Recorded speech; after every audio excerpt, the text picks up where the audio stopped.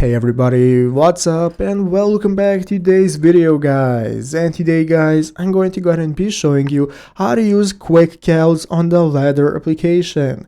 This is a very simple thing to do, so make sure to watch this quick and easy video till the very end, follow my steps correctly so you can make sure that this works the same for you and you can do this yourself. But yeah guys, let's get straight into it. So the first thing we want to do is to go ahead and open up the official ladder application if you have not already. So if you do not already have it downloaded, what you want to do is go ahead and open up the App Store on your mobile phone, open up the App Store, search for ladder, find the application and install it. So after installing and opening it up, this is going to be the home page you're greeted by. From this main page, we can get started with using the application, but first things first, we're going to select the theme we want to be a part of right here in the bottom right corner from the theme section.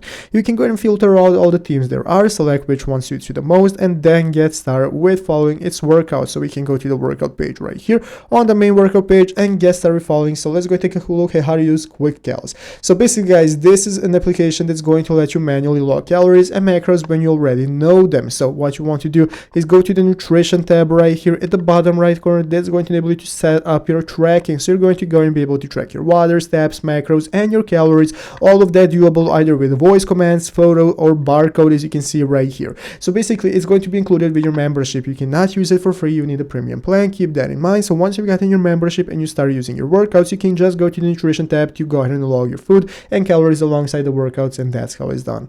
So I hope this video was helpful. If it was, make sure to leave a like, subscribe to the channel. Thanks for watching, take care, and bye.